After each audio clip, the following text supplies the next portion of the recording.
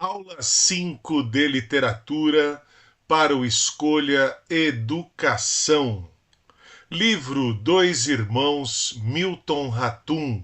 Depois de 3 livros de poesia, depois de um romanceiro, chegamos aqui a um romance. Romance não só no sentido moderno, mas também um romance contemporâneo. Bota aí contemporâneo nisso, né? Por quê? É um livro publicado no ano 2000, com o Prêmio Jabuti de 2001, e de um autor que está vivo, Milton Ratum, nascido em 1952, justamente onde? Em Manaus. Manaus, onde se passa aí boa parte da história, boa parte da narrativa do livro Dois Irmãos. Aliás, né, não só esse detalhe é importante aí para relacionar um pouquinho da vida do autor e da obra. Milton Ratum, origem libanesa. Ele vai retratar uma família de origem libanesa. Além disso, a história se passa em Manaus e também em São Paulo. O Milton Ratum não só estudou na USP, fez arquitetura na USP, como também depois foi professor, né, da USP. Tá joia? Então nós temos aí essas várias relações entre autor e obra. Então é um livro bastante recente, um livro gostoso de ler, fácil de ler, uma trama bastante interessante.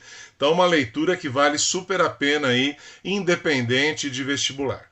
Tá joia, coração? E aqui, olha lá, para a gente relacionar já autores e livros da lista. A epígrafe do livro, ou seja, aquela citação logo de entrada, o cartão de visita do livro, é Drummond, Carlos Drummond de Andrade, autor do livro Alguma Poesia.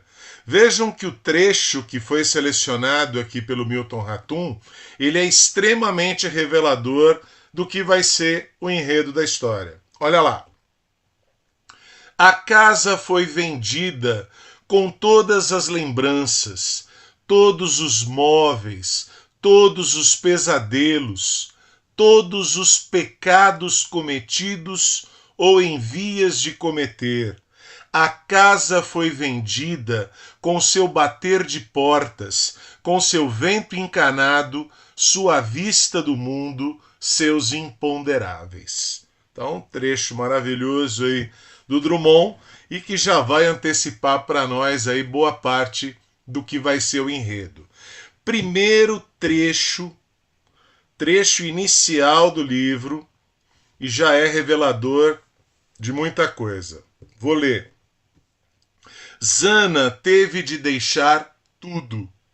O bairro portuário de Manaus, a rua em declive, sombreada por mangueiras centenárias, o lugar que para ela era quase tão vital quanto a Biblos de sua infância, a pequena cidade no Líbano que ela recordava em voz alta, vagando pelos aposentos empoeirados até se perder no quintal, onde a copa da velha seringueira sombreava as palmeiras e o pomar cultivados por mais de um século.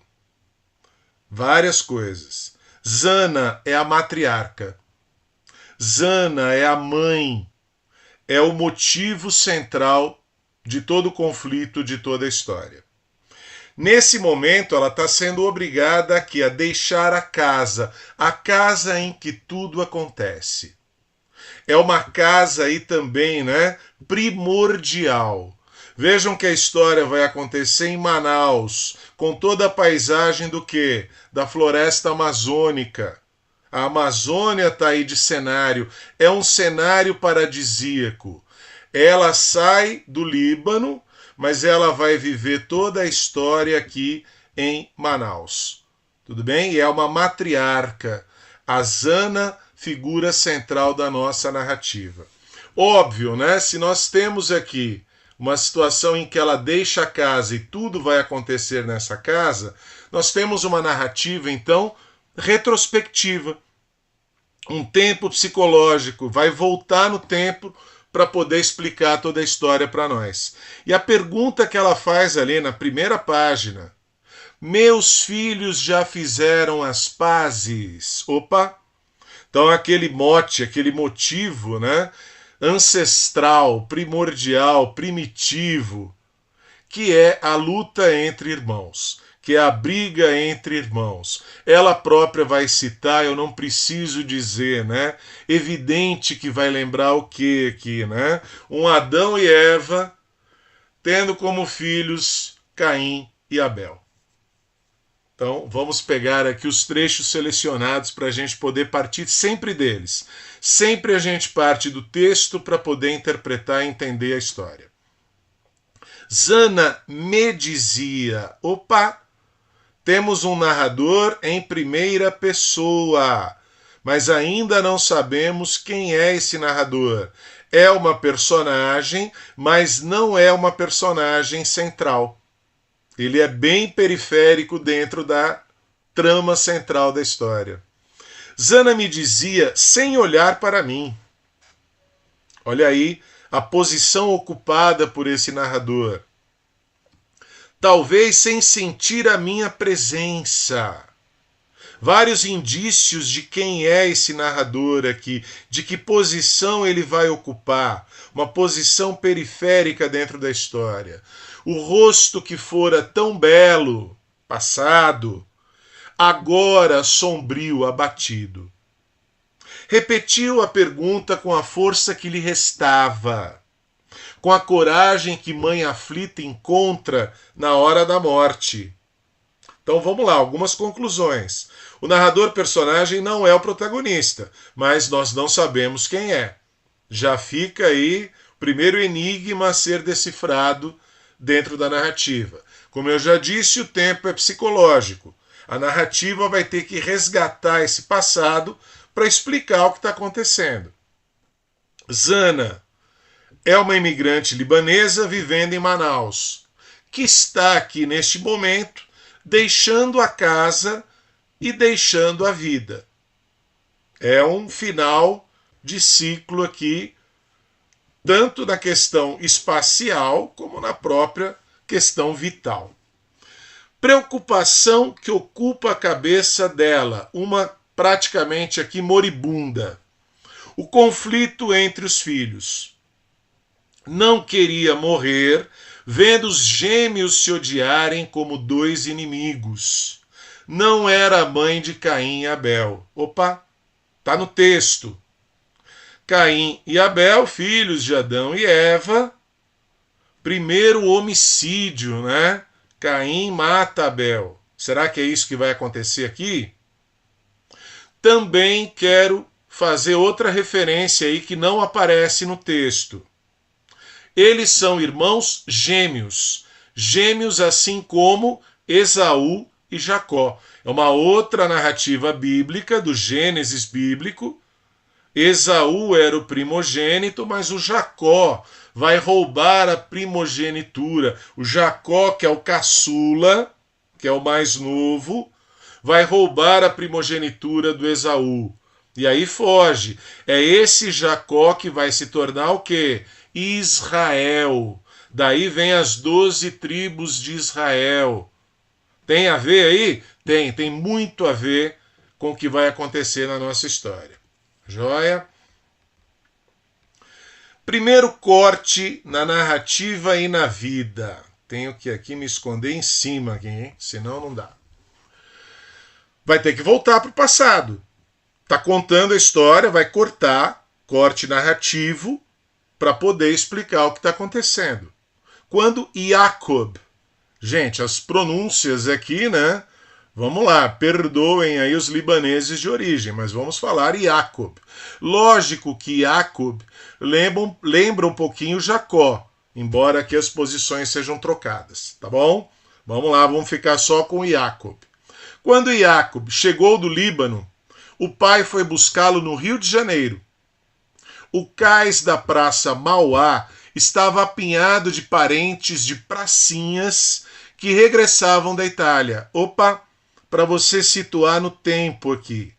Quando o pai Halim vai buscar o filho Jacob, voltando do Líbano para o Brasil, vai buscar no Rio de Janeiro, quem também está voltando para casa são os pracinhas, que lutaram na Segunda Guerra Mundial. Então estamos falando de final da Segunda Grande Guerra, 1945. Então é importante para situar no tempo aí. Então é uma cena fundamental. O retorno desse filho, né, que estava ausente. E aí vem a explicação logo em seguida. O Jacob passara 5 dos 18 anos de vida, portanto, ali em 1945, ele está com 18 anos. Ele partiu para o Líbano quando tinha 13. E a gente não sabe ainda por quê. Por que que este filho, e só este filho, foi obrigado ou foi levado a fazer essa viagem e ficar 5 anos afastado do núcleo familiar? Não sabemos. O que mais preocupava Halim é o pai, era a separação dos gêmeos, porque nunca se sabe como vão reagir depois. Então aí a gente tem um dos motivos da inimizade, da rivalidade que existe entre eles. É só um dos motivos.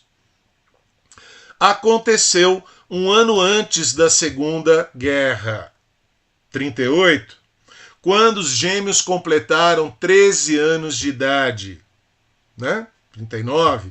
Durante anos, Omar foi tratado como filho único, o único menino. Opa! Aqui, gente, menos a questão cronológica, né? Muito mais a questão do que? Da separação. Vejam que durante anos, 5 anos, o Omar, ou Omar, como vocês preferirem a pronúncia aí, tanto faz, vai viver como se fosse um filho único. Opa, eles têm uma irmã mais nova, Rania. Olha o ato falho que não é um ato falho. A Rania ocupa uma posição tão secundária, tão periférica, que nem é lembrada. Como se o Omar fosse um filho único. O Jacob está longe e a Rania não é nem considerada. Aliás, assim como o narrador, que nós ainda não sabemos quem é. Beleza? Pergunta que faz o Jacob nessa volta, né? Ele está retornando aí por volta dos 18 anos de idade, está voltando para casa. Sim, porque ele e não o caçula. São gêmeos, mas quem nasce primeiro, o primogênito aqui no caso, é o Jacob. E o Omar é o caçula. Nasceu minutos depois.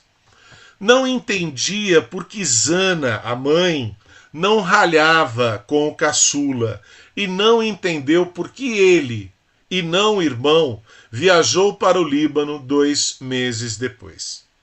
Algo aconteceu que levou a essa separação. E nessa separação, o caçula foi escolhido para ficar. E ele, Jacob, foi escolhido para partir, para sair do núcleo familiar. E ele não sabe por quê. Qual a razão disso?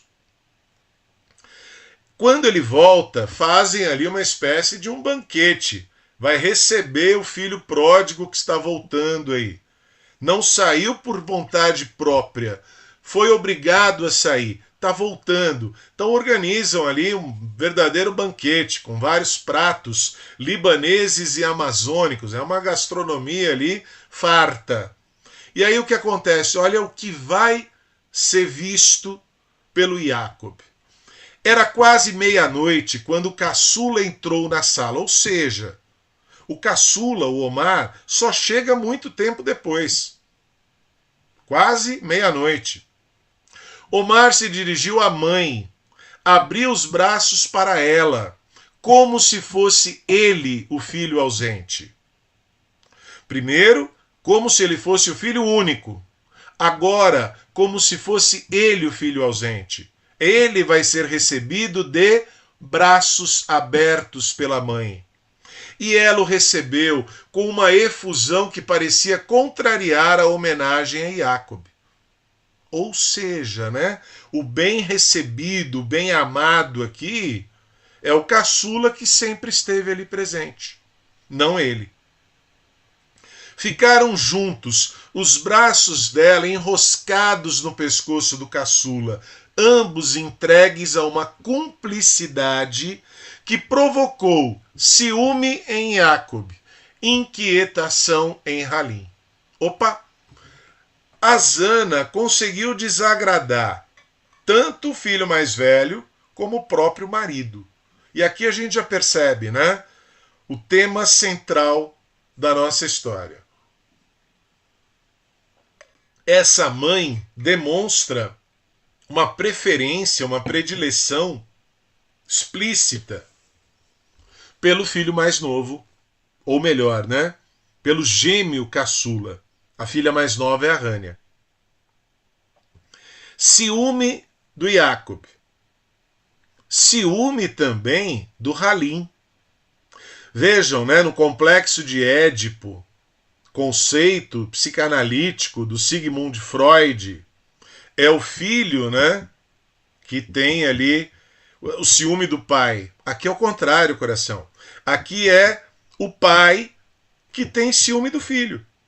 É o pai que está percebendo que está perdendo a esposa, o Halim está perdendo a Zana para o Omar. Olha que loucura isso. Então não é só ciúme do irmão, do Jacob, é ciúme do pai também. O pai Halim também tem ciúme dessa relação estranha, bastante estranha, entre Zana, a mãe, e Omar, o filho.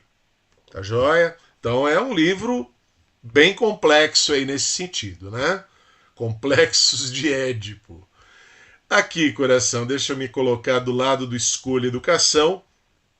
Mais um corte na narrativa, e aí no trocadilho, corte que vai acontecer também no rosto do Jacob. Opa, aqui a gente vai começar a entender melhor a história. Do cabelo cacheado de Jacob despontava uma pequena mecha cinzenta, marca de nascença. Mas o que realmente os distinguia, os gêmeos são muito parecidos, muito semelhantes fisicamente e completamente diferentes em termos de comportamento. O que diferencia os dois fisicamente? A cicatriz pálida e em meia lua na face esquerda de Jacob. Opa, outro mistério. O que será que aconteceu? Foi Domingas. Vamos ter que falar bastante dessa personagem aí. É outra que vive às margens. É outra que ocupa uma posição periférica dentro desse núcleo familiar. Foi Domingas quem me contou, olha o narrador, a história da cicatriz no rosto de Jacob. O caçula, olha a história, voltou no tempo. De novo, é a segunda volta no tempo, é o segundo flashback, para poder explicar. O caçula detestou ver os dedos do irmão brincarem de minhoca louca com os dedos de Lívia. Os dois gêmeos com 13 anos, adolescentes, pré-adolescentes, como queiram, ambos apaixonados pela vizinha Lívia. O Omar, como ele é o queridinho da mamãe, achava que ele também seria o quê? O queridinho da Lívia. Ele desconsiderava o irmão, porque o irmão era mais tímido do que ele. Então, para ele era certeza que a Lívia ficaria com ele. Uma pane no gerador apagou as imagens. Alguém abriu uma janela e a plateia viu os lábios de Lívia grudados no rosto de Jacob. Depois, o barulho de cadeiras atiradas ao chão e o estouro de uma garrafa estilhaçada e a estocada certeira, rápida e furiosa do caçula. E então, o grito de pânico de Lívia ao olhar o rosto rasgado de Jacob. Opa! Então nós temos uma verdadeira luta entre os irmãos, em que o Omar, enciumado, trocou a posição, vai atacar e vai ferir, e vai deixar uma marca no rosto de Jacob. E aí você vai também se perguntar junto com ele, se o Omar é o agressor, por que Jacob foi para o Líbano? Por que ele? Por que não o outro? Porque o outro ficou ali o tempo todo juntinho da mamãe.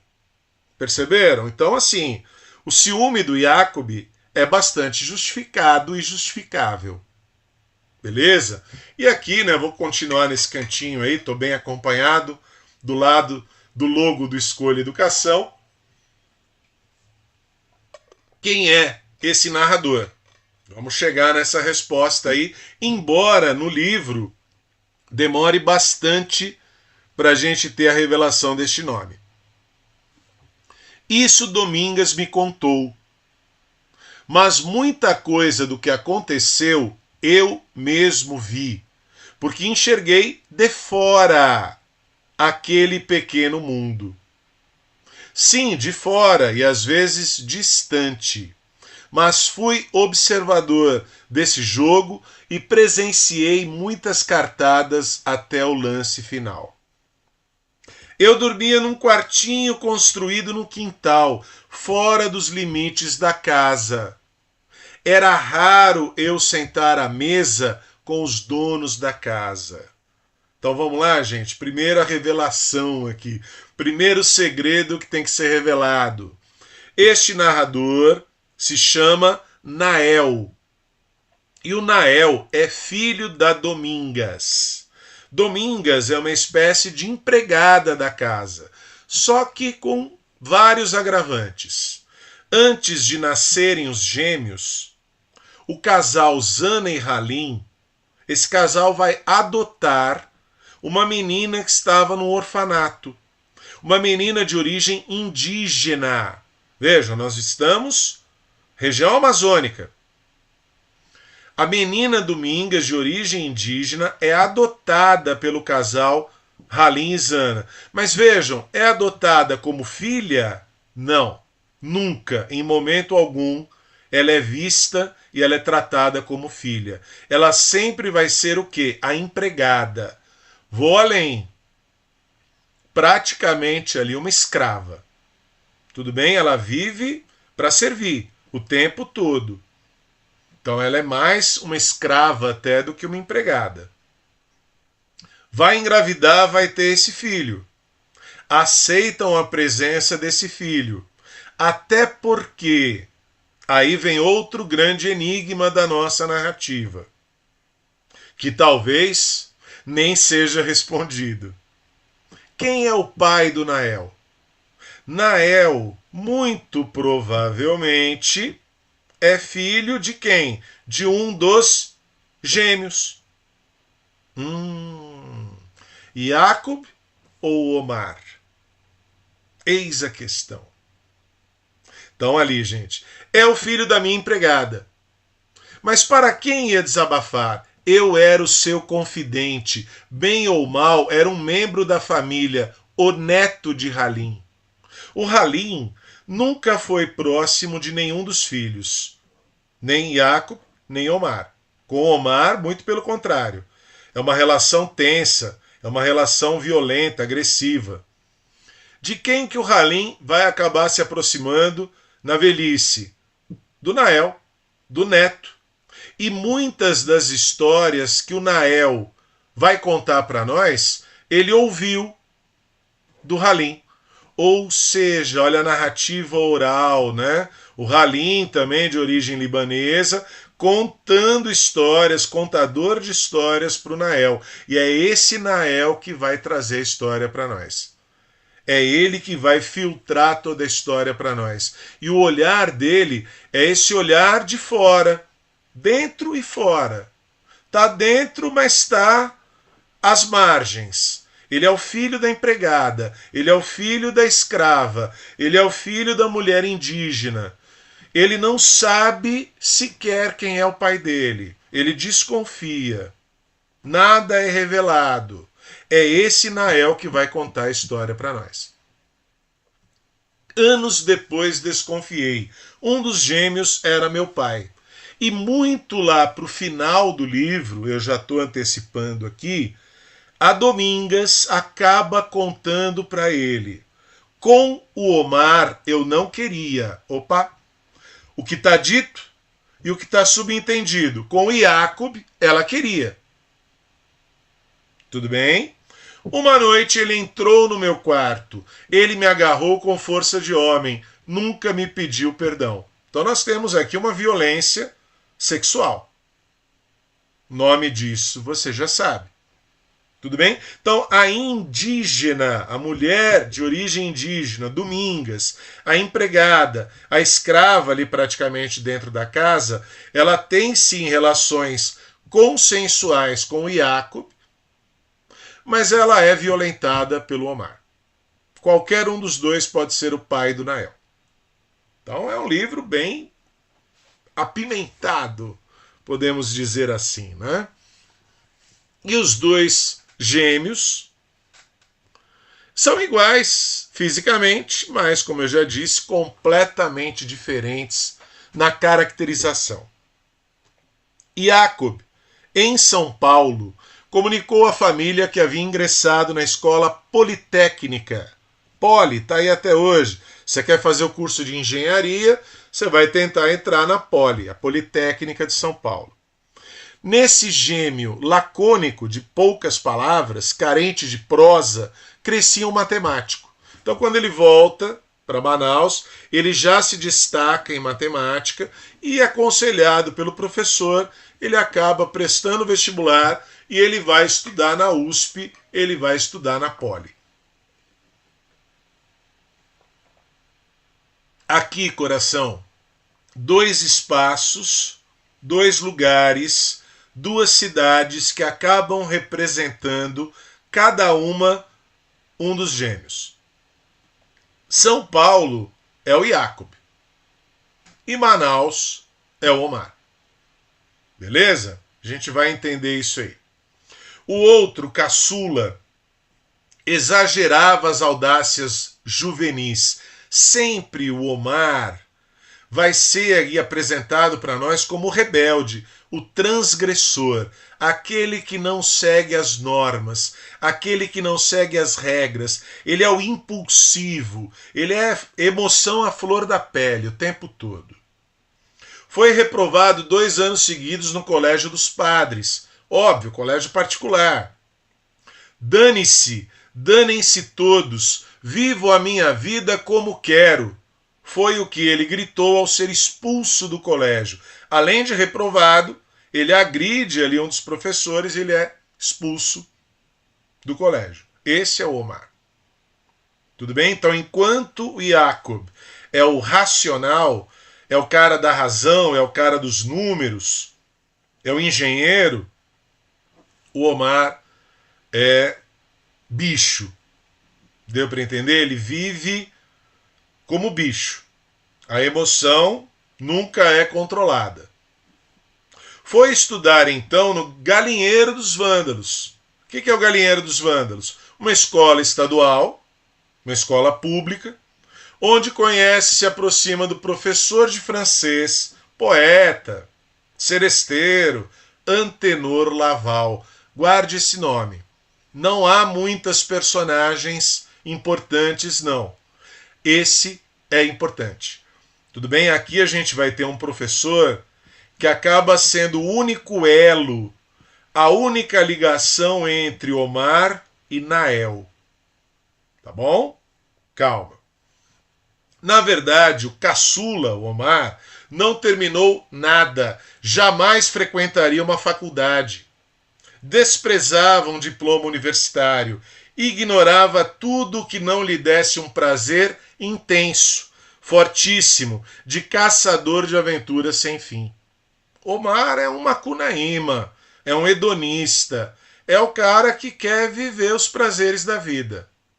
Não está preocupado com assumir responsabilidades, com buscar posição social, nada. Jacob era capaz de esconder tudo, um homem que não se deixa expor, revestido de uma armadura sólida, olha a imagem. Omar, ao contrário, se expunha até as entranhas. Tranquilo? Então, pensem nos dois espaços. São Paulo, a metrópole, trabalho. Manaus, floresta. O Omar é a floresta. O Omar é o que vive ali, né, as emoções dele intensamente. O Jacob não, é aquele que controla tudo, é aquele que esconde tudo. Tranquilo? Então aqui é importante para você caracterizar as duas personagens mais importantes do livro. Mais um corte na narrativa. Ela, né, a narrativa, o livro é cheio desses cortes, o tempo todo voltando no tempo para explicar algo que aconteceu. Aqui a gente vai entender melhor a relação do Halim com os filhos. História de amor de Halim e Zana. O dono do Biblos, além de ser a cidade ali de origem, né, da Zana, vai ser o nome do restaurante onde ela trabalha com o pai dela.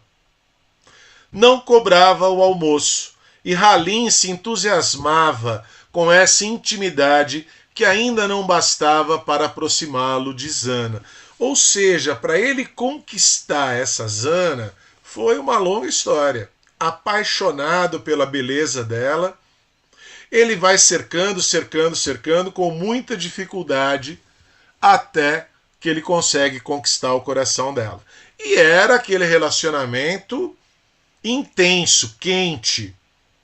Tudo bem, coração? Amor realmente ali completo, né? Amor, sentimento e amor físico, amor erótico. E ele aqui deixa bem claro, o desejo de ter filhos só partiu dela. Não queria 3 filhos. Aliás, se dependesse da vontade dele, não teria nenhum. Um filho é um desmancha-prazer. Olha a visão que tem o Halim. Halim e Zana vivem nesse grande amor aí, uma espécie o quê? De vida paradisíaca. Estão vivendo ali no Éden, né? Naquela natureza paradisíaca da região amazônica, eles vivem os primórdios. Até o momento em que vão nascer os gêmeos. O caçula nasceu minutos depois. Adoeceu muito nos primeiros meses de vida. Olha aí a explicação, uma das explicações possíveis para a gente entender essa relação estranha, né? Muito próxima demais entre a Zana e o Omar. Cresceu cercado por um zelo, um cuidado excessivo, um mimo doentio da mãe, que via na compleição frágil do filho a morte iminente. Então ela achava que aquele mais novo, por ser menor, por ser mais fraco, por ser doente, que ele poderia morrer a qualquer momento. Só que não morre. Continua o mesmo mimo, mesmo o Omar crescendo forte e saudável. Perceberam? Aqui pode ser a origem da questão, mas ela não muda. E aí vejam, gente, são várias relações, tenho que dizer, né? Praticamente incestuosas. Porque a proximidade da mãe Zana com o filho Omar, ela vai ser espelhada, olha lá. Domingas poderia ser uma irmã mais velha, uma filha adotiva.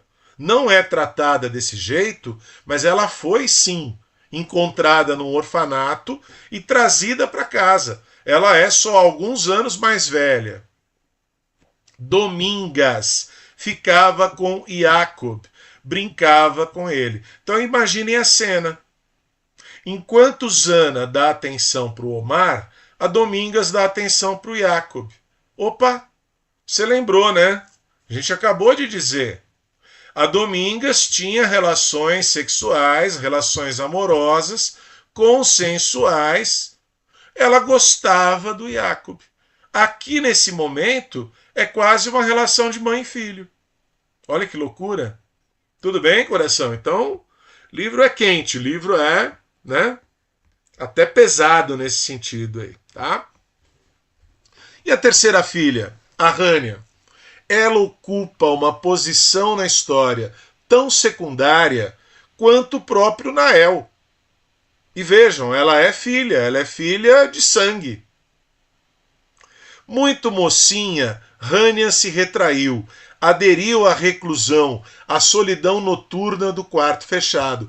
Todo o holofote, todas as atenções para o Omar. Quando não para o Omar, para essa briga entre os dois gêmeos. E ela? Ela fica à margem. Ela fica à margem quase que da mesma forma que a Domingas e que o Nael.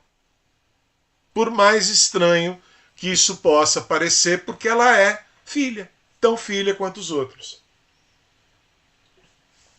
Abandonou a universidade no primeiro semestre e pediu ao pai para trabalhar na loja, uma águia nos negócios.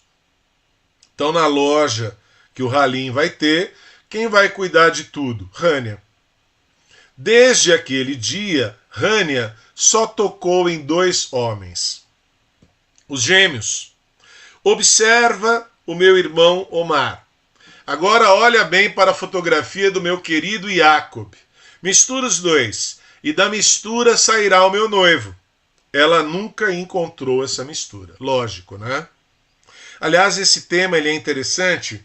Ele aparece num livro do Machado de Assis.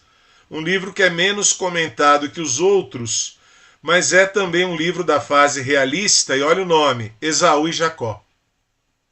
Irmãos gêmeos. E a personagem feminina fica dividida entre os dois são diferentes, e ela não consegue escolher com qual dos dois ela quer ficar.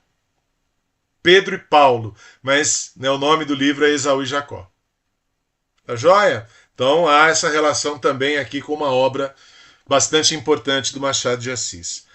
E agora vem outra pimenta, vem outra relação aí quase incestuosa. Rania causava arrepios no meu corpo quase adolescente. Eu tinha gana de beijar e morder aqueles braços. Quem tem essa veneração, essa adoração, esse desejo pela Rania? Nael. Nael, que é filho de um dos gêmeos. Portanto, Nael é sobrinho dela. Aí é uma relação entre a tia e o sobrinho. Que loucura, né, coração? Então aqui eu tenho que escrever, né? Já que isso tá presente o tempo todo, vou ficar aqui em cima do Escolha Educação. Não tem jeito. Implícitos incestos. Aliás, alguns são explícitos mesmo. Nem implícitos são. A casa primordial, lembrem que a epígrafe, o trecho tirado do Drummond, é sobre a casa. A casa onde tudo acontece. Essa casa primordial no paraíso amazônico. Esse Adão e Eva que o Milton Ratum vai criar. Mas Omar cometia o erro de trair a mulher que nunca o havia traído, a mãe dele. Zana se remexeu na cadeira ao ver o filho aproximar-se de Dália. Opa, então quando o Omar traz uma namorada, quem é que vai ter ciúme dessa namorada? Zana. Óbvio, né? Nessa relação doentia que ela tem com o filho. O foco de luz da lanterna crescendo no rosto da dançarina, até que ele, exibicionista e enamorado, beijou teatralmente a amante no meio da sala e depois pediu aplausos para ela.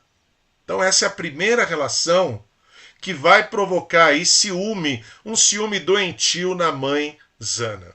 Não é o único, vem outro, mais quente, mais forte do que esse. Morava num motor velho, barquinho de aluguel bem barato, dormiam numa rede, ele e a mulher, e dormiam ao ar livre em praias desertas, onde atracavam o motor. Passariam a vida assim? Talvez. Ela, pau mulato. Então a primeira relação é Dália, aqui a relação com essa pau mulato. É outra namorada, é outra amante aqui do Omar. Aqui eles vão viver escondidos, eles vão viver, né, quase como bichos, como animais mesmo. Dando uma de cartomante, lendo a mão calosa dos ribeirinhos. Disse antes. Viviam de uma forma anfíbia. Água e terra, clandestinos, ambos na honrosa pobreza, sem horário para nada, soltos e livres. Viviam a vida sem o previsível. A mãe, Zana, está desesperada. Ela vai, o tempo inteiro ali, coitado do Halim, ela vai cobrar do Halim que encontre esse filho, que resgate esse filho Omar, que traga o Omar de volta para onde? Para casa, para aquela casa primordial, de onde ele se afastou por essa paixão. Esse Omar vai conseguir viver, como homem, criar uma identidade solta, livre dessa mãe? Será? Ou a mãe vai conseguir resgatá-lo, Então, em outro cenário, o mesmo conflito. Quando consegue achar o nosso querido Omar aí, uma das soluções encontradas, mandar ele para São Paulo. O irmão Jacob está lá estabelecido, fez a faculdade, é um engenheiro, está prosperando na vida em São Paulo. Vamos mandar o Omar para lá para ver se ele também leva jeito, se ele também toma jeito na vida. Jacob negou abrigo ao irmão. Escreveu à mãe que podia alugar um quarto numa pensão para Omar e matriculá-lo num colégio particular. Podia enviar notícias sobre a vida dele em São Paulo, mas não ia permitir que o irmão dormisse sob o seu teto, não juntos, na mesma casa. Que ele encontre o caminho dele, mas longe de mim. Nem São Paulo corrigiu o Omar. Aliás, nenhum santo nem cidade vai dar jeito nele. Um mal agradecido. Olha agora a caracterização. Um primitivo.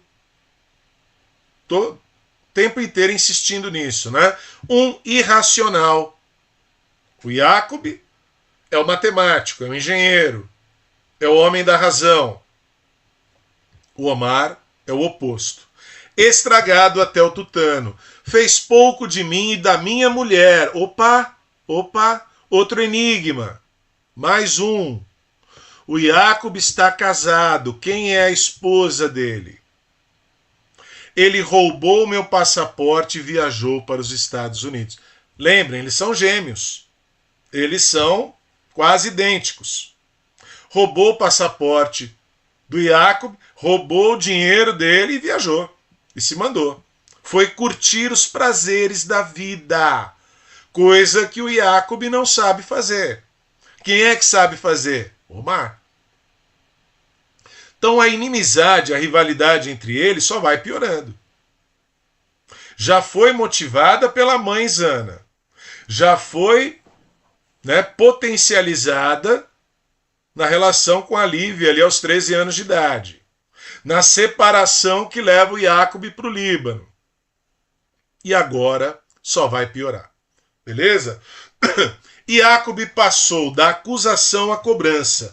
Não ia sossegar enquanto o irmão não lhe devolvesse os $820 roubados. Mimem esse crápule. Está falando isso aqui para os pais. Até ele acabar com vocês. Vendam a loja. Vendam a casa. Olha agora. Vendam a Domingas.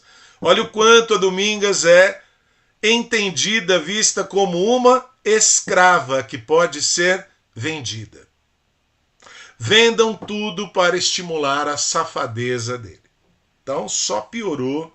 A ida do Omar para São Paulo só piorou a relação entre os dois. Quem é essa mulher? Mais um enigma que a gente vai ter que decifrar.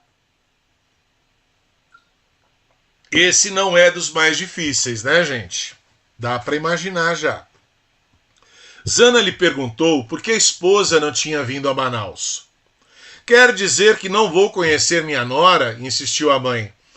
Ela está com medo do calor ou pensa que somos bichos? Selva amazônica, Manaus, espaço do mar, identificado dessa maneira, por oposição a São Paulo. A nora mandava de São Paulo caixas de presente para Halim, Que mulher, que nora maravilhosa. Se a Zana não gosta, o Halim gosta. A senhora tem outro filho, que só dá gosto e tem bom posto. Ironia, evidente. Agora é a minha vez de viver, eu e a minha mulher, longe da senhora. Olha, né, o quanto o Jacob tem mágoa, né, tem rancor, guarda rancor da mãe Zana. Qual motivo? Vamos lá, né, dizer a verdade. Minha mulher não é obrigada a aturar os surtos de um doente. Não consegue se controlar, é impulsivo, e aí ele já, né, ataca um doente. E aí vem a revelação. Ela mesma, a Lívia, óbvio, né, gente? Aquela Lívia já preferiu o Jacob lá aos 13 anos e ela vai voltar aqui na história como esposa dele. Sabes muito bem com quem se casou. Casou escondido em São Paulo, longe da família, né? Tem os motivos dele. Não dá para negar, né, coração? Pensem comigo. E aí, você pode começar a entender a história de uma forma muito maniqueísta. O que é maniqueísmo? O bem e o mal, o bom e o ruim, né? O herói, o mocinho e o vilão. Então, cuidado. Jacob não é o mocinho, Omar não é o vilão da história. Quem faz questão de destacar isso é o Nael, é o narrador. Nem tudo é o que parece. Então, cuidado. Quem vai mostrar isso pra gente é o Antenor Laval. Já falei, né, que esse personagem ia aparecer. É um personagem secundário. Antenor Laval é um professor de francês, é um professor, né, poeta, escritor, seresteiro, curte a vida junto com Omar. E depois também vai ser professor na mesma escola, naquele chamado Galinheiro dos Vândalos, para quem? Quem é que vai estudar numa escola pública também? O filho da empregada, o filho da quase escrava Domingas, que é o Nael. Então Nael vai ter aula com o mesmo professor que o Omar. E aí, óbvio, né, o Nael admira esse professor. O que vai acontecer nesse período da história? Estamos falando, evidentemente, olha lá, a gente começou Segunda Guerra Mundial. Agora aqui chegamos, ditadura militar. Anos 60, 64, por volta disso. O professor de francês não voltou mais ao liceu, até que numa manhã de abril nós presenciamos sua prisão. A vaia e os protestos de estudantes e professores do liceu não intimidaram os policiais. Laval, Antenor Laval, foi arrastado para um veículo do exército. Muitas portas foram fechadas quando, 2 dias depois, soubemos que Antenor Laval estava morto. Então, Antenor Laval, pelas posições dele, é perseguido pela ditadura militar, é preso e é morto. Isso vai gerar uma onda de protestos. Quem acaba se aproximando nesses eventos? Opa, Omar e Nael. O que nunca antes havia acontecido e nunca depois também acontecerá. Olha lá.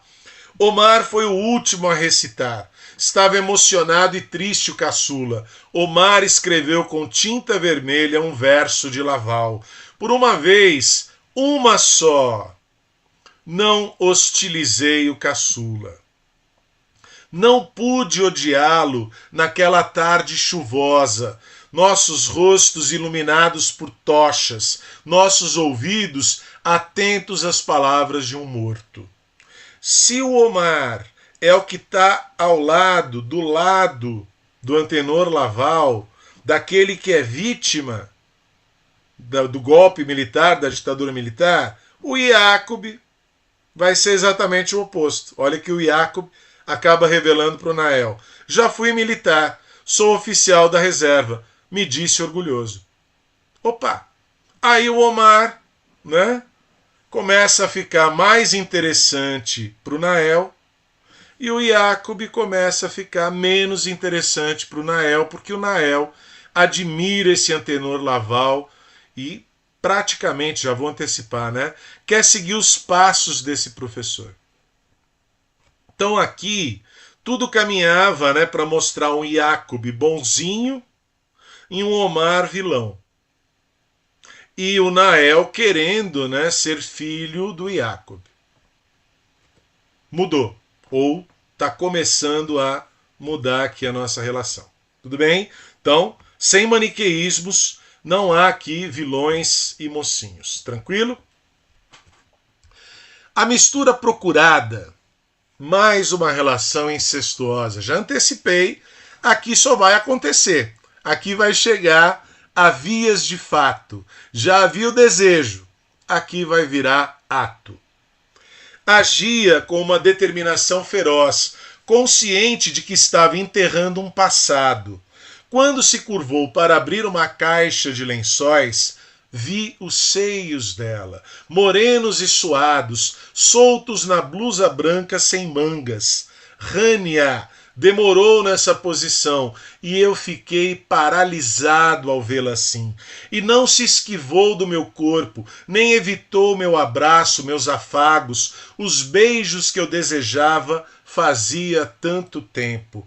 Aquela noite foi uma das mais desejadas da minha vida.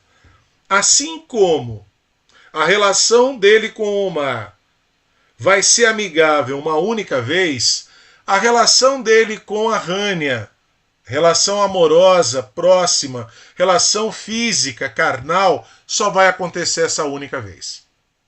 Tudo bem? Mas lembrem, ela queria encontrar uma mistura dos irmãos. Esse Nael é filho de um deles. Mas não deixa de ser uma relação entre a tia e o sobrinho. Tudo bem, coração? Vamos adiante, né? Estamos chegando perto do fim. E o fim vai ser anunciado pela morte do Halim. A morte do Halim, rima, é o começo do fim. Depois da morte de Halim, a casa começou a desmoronar. Halim ocupa muito a função de um contador de histórias. Ele vai contando as histórias para o neto, né, Nael, que é o narrador. Nael vai transformar, né, aqueles relatos orais, a oralidade, em texto, em livro para nós. Olha o tempo que vai acontecer aqui. Manaus está cheio de estrangeiros. Mamã. Indianos, coreanos, chineses, estamos falando do quê? Zona Franca de Manaus. O centro virou um formigueiro de gente do interior. Tudo está mudando em Manaus. Essa mudança positiva para uns, negativa para outros. Para a família ali, aquela família primordial, não vai ser nada positiva essa mudança. Mas ele se interessou pela construção do hotel. Opa! Trama final aqui. O Omar, que nunca fez nada da vida, sempre foi ali um vadio, um vagabundo, ele aparece com o indiano Roshiran, propondo um negócio da China, que é a construção de um hotel. Ou da Índia, né, melhor dizendo. A mãe, olha a ideia da Zana, quis ajudar e só piorou as coisas. Ela quis aproximar os filhos. Ela não quer morrer, lembrem lá do início, com esses filhos inimigos. Então ela sabe que o Jacob é um engenheiro.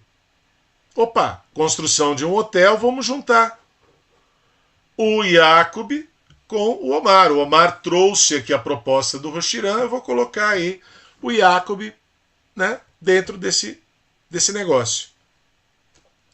Mas ele se interessou pela construção do hotel, ignorando a participação do irmão. Olha o que o Jacob faz. Ele despreza a participação do Omar. Qual vai ser o resultado disso? Quando o Omar sabe, descobre que ele foi jogado para fora do negócio, Omar deu um salto, ergueu a rede e começou a socar Jacob no rosto. Primeira agressão, corte. A briga por causa da Lívia, 13 anos de idade. Aqui É uma briga tremenda. Começou a socar Jacob no rosto, nas costas, no corpo todo. Ele chutava e esmurrava o irmão, xingando de traidor, de covarde. O Omar perdeu a cabeça, foi traído pelo irmão. E Jacob se reuniu com aquele indiano, que é o Roxirã. Fez tudo escondido, ignorou o meu caçula, estragou tudo. Quem está falando isso? Zana. A Zana quis aproximar e a Zana afastou de vez. Rania não suportava mais ver a mãe conviver com fantasmas. O pai já morreu. Os irmãos brigando cada vez mais. Rania ouviu as palavras que esperava. A dívida dos dois irmãos em troca da casa de Zana. Opa, aí você está entendendo aquele começo. Voltamos ali para aquele começo. A casa vai ser vendida para pagar a dívida dos irmãos nesse negócio e algo vai ser construído ali no lugar.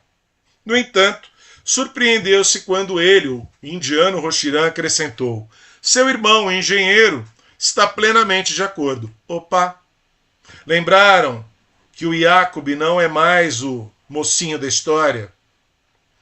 É um Jacob que aparece aqui, vingativo, rancoroso. Tudo bem? Então ele também, tem culpa, que ele também não é só vítima da história. No começo, parece que ele é apenas uma vítima, uma vítima da mãe, uma vítima de tudo. Beleza? Vou colocar aqui no cantinho, depois eu mudo. Ironia do destino, olha aí, chegando ao final. Nael, senhor absoluto do quê? Daquilo que sobrou, das ruínas daquela casa, essa casa primordial, esse paraíso primordial. O que vai sobrar disso? Quase nada. Mas quem vive ali depois que Rania e Zana vão embora? Nael. Fiquei sozinho na casa, eu e as sombras dos que aqui moraram. Ironia, ser o senhor absoluto, mesmo que por pouco tempo, de um belo sobrado. Na noite de inauguração da Casa Roxirã, vai ser construída ali no lugar da casa, um carnaval de quinquilharias importadas de Miami e do Panamá encheu as vitrines. Zona Franca de Manaus. A área que me coube, pequena, colada ao cortiço, é este quadrado no quintal. Tua herança, murmurou Rania. Então ele realmente vai sobreviver naquele lugar. Este lugar não é mais o mesmo. Aquela casa já não existe mais. Mas quem fica ali, continua ali, nessa posição periférica, de um observador periférico de tudo? Nael. Omar foi condenado a 2 anos e 7 meses de reclusão. Quem é que processou? Óbvio, o Jacob, por agressão. Tudo bem? Rania escreveu que ele, Jacob, o ressentido, olha aí, o rejeitado, foi rejeitado pela mãe. Se sentia dessa forma. Era também o mais bruto, o mais violento, e por isso podia ser julgado. Ou seja, quem é o pior aqui dos dois? Tudo bem, coração? Então a gente tem aí problemas dos dois lados, Olha o resumo do livro, na fala e na conclusão de quem mais observou tudo isso. Nael. A loucura da paixão de Omar, suas atitudes desmesuradas contra tudo e todos neste mundo, não foram menos danosas do que os projetos de Jacob, os perigos e a sordidez de sua ambição calculada. Então, aqui é o resumo do livro, Nenhum nem outro. Os dois foram responsáveis por essa destruição, a destruição de um paraíso. E ele, olha lá, já tinha antecipado também, ele vai ser o quê? O substituto do Antenor Laval. Eu acabava de dar minha primeira aula no liceu onde havia estudado. Então, ele é o homem das letras. Ele é o homem que vai se ligar ao que? A literatura, as artes, é o escritor. Ou seja, né? Mais pro Omar do que pro Jacob. Tudo bem, coração? E aí chegamos ao nosso último slide, encerrando aqui a leitura do Dois Irmãos. A última cena, ela é uma revelação? Sim e não.